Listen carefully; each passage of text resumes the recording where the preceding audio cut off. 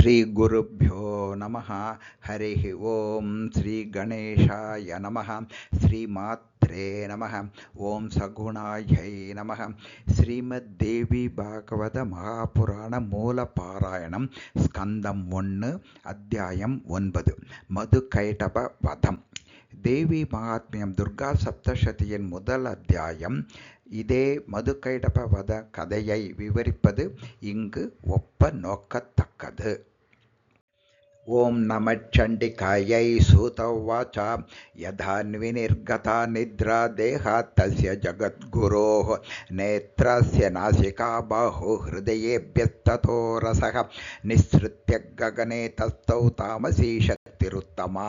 उत तिष्ठज्जगन्नाथो जृम्भमाणा पुनः पुनः तथा पश्यत्सितं तत्र भयत्रस्तं प्रजापतिम् उवाच च महातेजा मेघगम्भीरया गिरा विष्णुर्वाच किमागतोऽसि भगवंस्तपस्यत्वात्र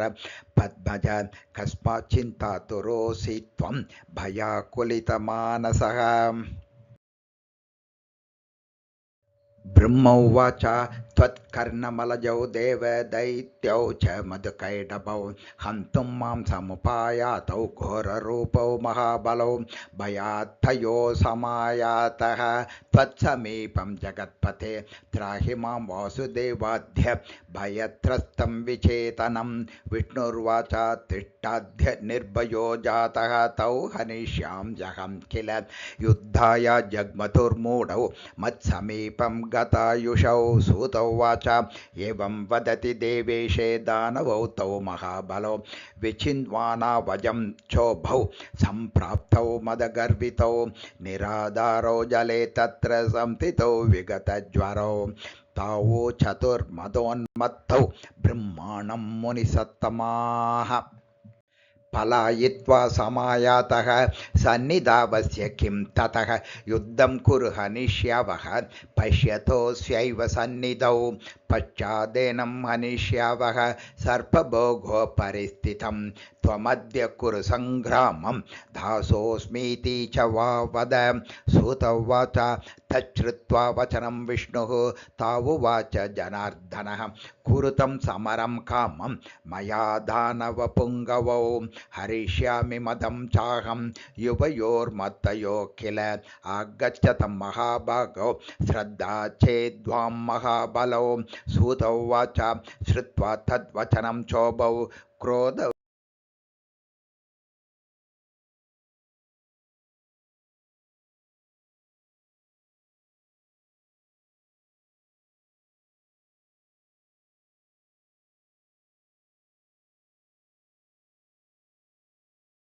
बाहुयुद्धं तयोरासीन्मल्लयोरिव मत्तयोः श्रान्ते मदौ कैटभस्तु सङ्ग्राममकरोत्तथा पुनर्मधुकैटभश्च युयुधाते पुनः पुनः बाहुयुद्धेन रागन्तौ विष्णुना प्रभविष्णुना प्रेक्षकस्तु तदा ब्रह्मा देवी चैवान्तरिक्षका न मम्लतुस्तदा तौ तु विष्णुस्तु ग्लानिमाप्तवान् पञ्चवर्षसहस्राणि यदा जातानि युध्यथा हरिणा चिन्तितं तत्र कारणं मरणे तयोः पञ्चवर्षसहस्राणि मया युद्धं कृतं किल न श्रान्तौ दानवौ घोरौ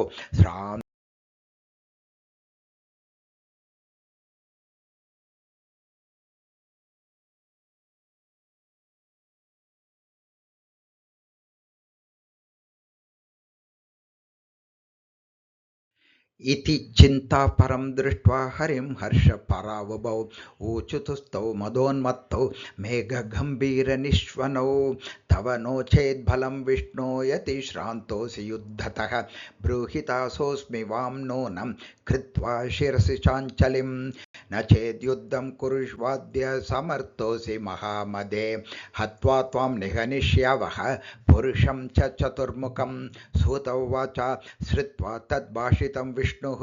तयो तस्मिन् महो ददौ उवाच वचनं श्लक्ष्णं सामपूर्वं महामनाः। हरिर्वाच श्रान्ते पीते त्यक्तशास्त्रे पतिते बालके तथा प्रहरन्ति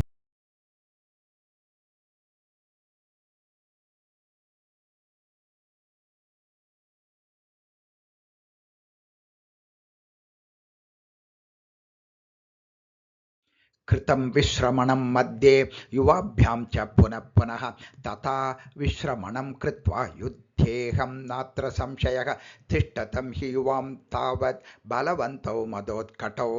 विश्रम्याहं करिष्यामि युद्धं वा न्यायमार्गतः सूत उवाच इति श्रुत्वा वचस्तस्य विश्रब्धौ दानवोत्तमौ संस्थितौ दूरतस्तत्र सङ्ग्रामे कृतनिश्चयौ अतिदूरे च तौ दृष्ट्वा वासुदेवश्चतुर्भुजः दद्यौ च मनसा तत्र कारणं मरणे तयोः चिन्तनाज्ञानमुत्पन्नं देवी दत्तवरावुभौ कामं वाञ्छितं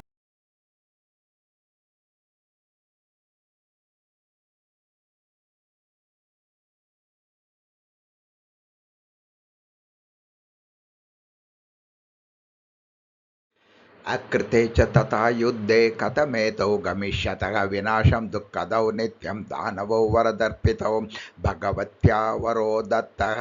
तया सोऽपि च दुर्घटः मरणं चेच्छया कामं दुःखितोऽपि न वाञ्छति रोगग्रस्तोऽपि दीनोऽपि न मुमूर्षति कश्चन कथं चेमौ मदोन्मत्तौ मर्तुकामौ भविष्यतः नन्वद्य शरणं यामे विद्यां शक्तिं सुकामदां विना तया न सिद्ध्यन्ति कामा सम्यक् प्रसन्नया एवं सञ्चिन्त्यमानस्तु गगने संस्थितां शिवाम् अपश्यद् भगवान् विष्णुः योगनिद्रां मनोहरां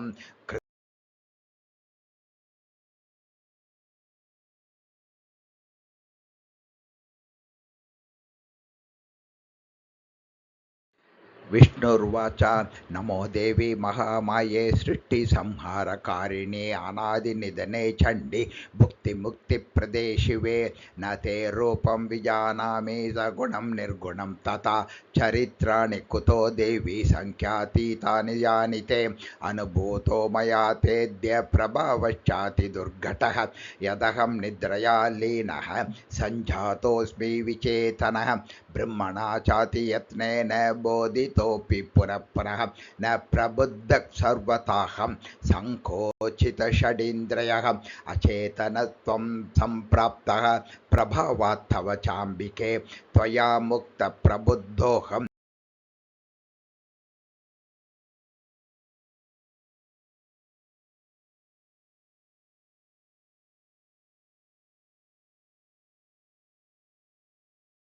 आहूतौ च मया कामं द्वन्द्वयुद्धाय मानदे कृतं युद्धं महाघोरं मया ताभ्यां महार्णवे मरणे वरदानं ते ततो ज्ञातं महाद्भुतं ज्ञात्वाहं शरणं प्राप्तः त्वामद्य शरणप्रदां मा साहाय्यं कुरु मे मातः खिन्नोऽहं युद्धकर्मणा दृप्तौ तौ वरदानेन तव देवार्तिनाशने हन्तुं मामुद्यतौ पापौ किं करोमि क्वयामि च इत्युक्ता सा तदा देवी स्मितपूर्वमुवाचः प्रणमन्तं जगन्नाथं वासुदेवं सनातनं देवदेव हरे विष्णो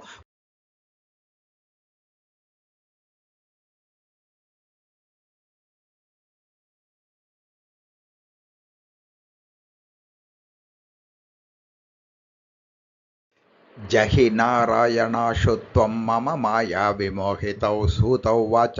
तच्छ्रुत्वा वचनं विष्णुः तस्या प्रीतिरसान्वितं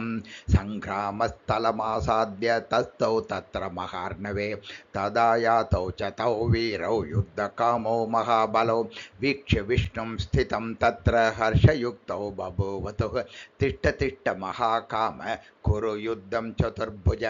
दैवादीनौ विदित्वाद्य नूनं जयपराजयौ सबलो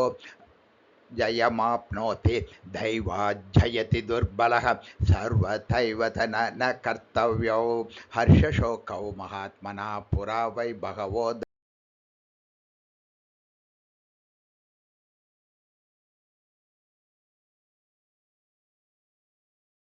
सूत उवाच इत्युक्त्वा तौ महाबाहो युद्धाय समुपस्थितौ वीक्ष्य विष्णुर्जगानाशु मुष्टिनाद्भुतकर्मणा तावप्यतिबलोन्मत्तौ जघ्न चतुर्मुष्टिना हरिम् एवं परस्परं जातं युद्धं परमदारुणं युध्यमानो महावीर्यो दृष्ट्वा नारायणस्तदा अपश्यत् सम्मुखं देव्याः कृत्वा दीनां दृशं हरिः सूत उवाच तं वीक्ष्य तादृशं विष्णुं करुणारसंयुतं जहासातीव तां राक्षी वीक्षमाणा तदासुरौ तौ जगान कटाक्षैश्च कामबाणैरिवापरैः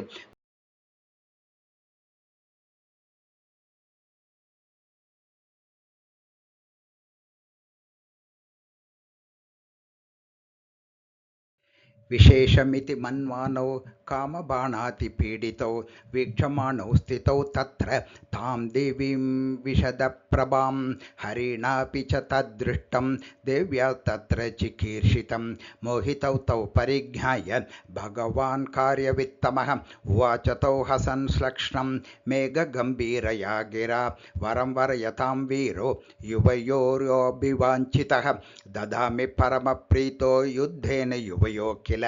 दानवा बहवो दृष्टा युध्यमाना मया पुरा युवयो सदृशः कोऽपि न दृष्टो न च वै श्रुतः तस्मात् तुष्टोऽस्मि कामं वै निस्तुलेन बलेन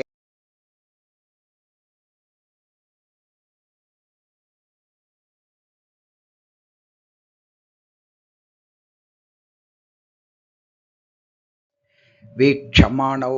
महामायां जगदानन्दकारिणीं तमो चतुश्चकामार्तौ विष्णुं कमललोचनौ हरेण याचका वावां त्वं किं दातुमिहेच्छसि ददावतुल्यं देवेश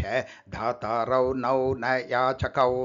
प्रार्थय त्वं ऋषिकेश मनो अभिलषितं वरं तुष्टौ स्वस्तव युद्धेन वासुदेवाद्भुतेन च तयोस्तद्वचनं श्रुत्वा प्रत्युवाच जनार्दनः भवेत मध्ये मे तुष्टौ मम वध्या उभावपि सूत उवाच तच्छ्रुत्वा वचनं विष्णोः दानवौ चाति विस्मितौ वाञ्छित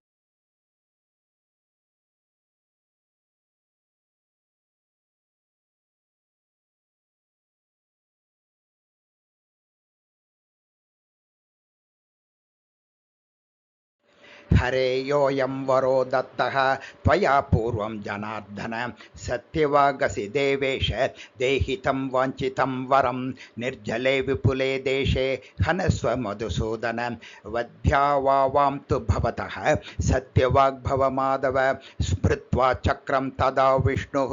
तावुवाच हसन् हरिः हन्म्यद्य वां महाभागो निर्जले विपुले स्थले इत्युक्त्वा देवदेवेश ऊरु कृत्वा विस्तरो दर्शयामास तौ तत्र निर्जलं च जलोपरि नास्त्यत्र दानवौ वारी शिरसि मुञ्चतामिह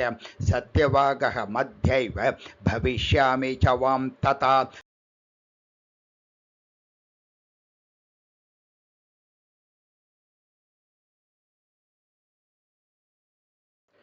भगवान् द्विगुणं चक्रे जगनं विस्मितौ तदा शीर्षे सन्ददतां तत्र जगने परमाद्भुते रताङ्गेन तदा चिन्ने विष्णुना प्रभविष्णुना जगनोपरि वेगेन प्रकृष्टे शिरसि तयोः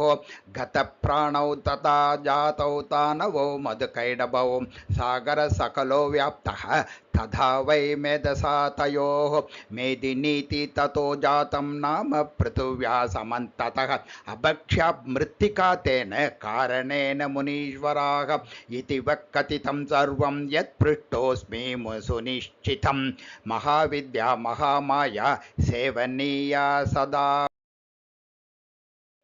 आराध्या परमाशक्तिः सर्वैरपि सुरासुरैः नातः परतरं किञ्चित् अधिकं भुवनत्रये सत्यं सत्यं पुनः सत्यं वेदशास्त्रार्थनिर्णयः पूजनीय पराशक्तिः निर्गुणा सगुणा तवा इति श्रीमद्देवी भागवत महापुराणे अष्टादशसाहस्र्यां संहितायां प्रथमस्कन्धे हरिकृतमधुकैटभवर्णनं नाम नवमोऽध्यायः। ओं श्री जगदम्बार्पणमस्तु।